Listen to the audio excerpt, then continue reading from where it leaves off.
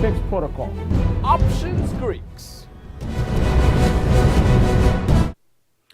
Welcome back to the Computer Programming University, where smiling is the first step. We want to have fun while we're learning. In this episode, we're doing another Perl One-liner, and we're doing a selective substitution. Selective substitution.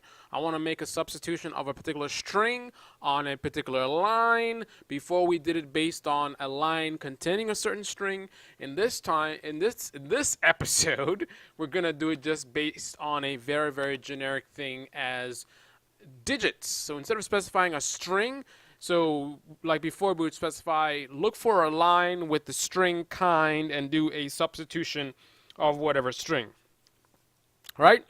This time, we're not going to specify a specific string, but a type of character. And in this case, the type of character is a digit. So find a line with digits and then do the substitution. So here's our social security number. We're going to use that. That's the line we want to target.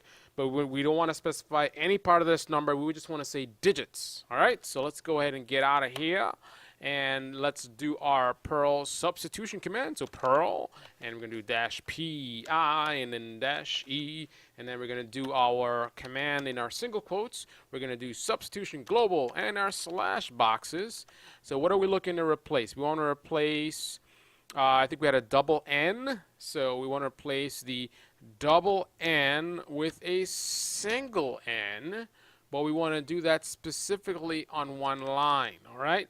So to do that, we want to add an if statement, but instead of specifying a string like we did before, we're going to say D for digit.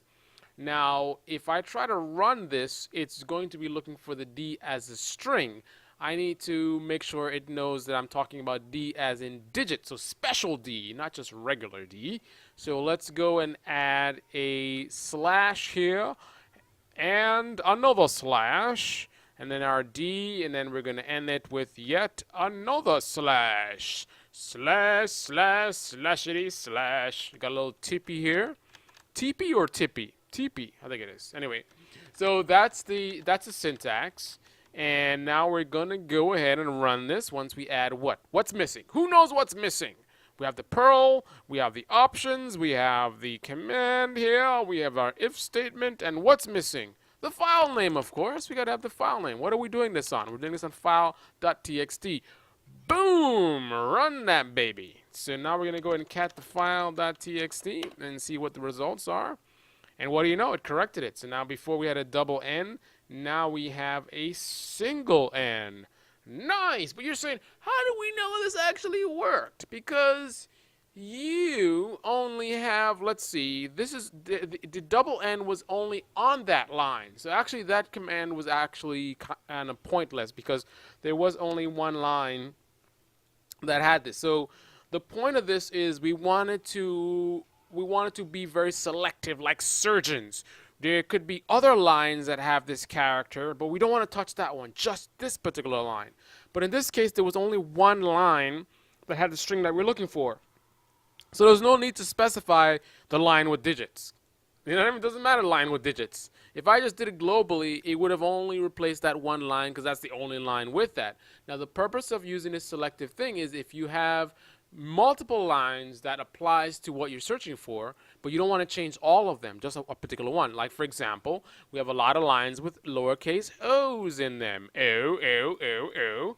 And then we have, do we have one here? Yeah, we do. So pretty much every line would be replaced if I go and I try to do an O here. Let's see, let's do it O. If I want to replace O with N, that's going to do every single line. But because we've added the if, only do this if you see this D, or a line with digits, not a D, but digits, a line with digits. So let's go ahead and run that and see what happens. I'm going to add to the end here cat file.txt so we see the results. And boom! What happened? What happened? What happened? Okay, so we ran it, and as you can see, correct now has an N there, but the other O's are all fine and untouched.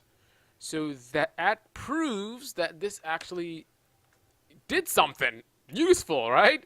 So we're doing a substitution only on lines with digits. And that's how you do it. And because you're grateful for this instruction, this tutorial from Computer Programming University, you're going to go ahead and click on the subscribe button. Thank you, and welcome aboard. Options Greeks.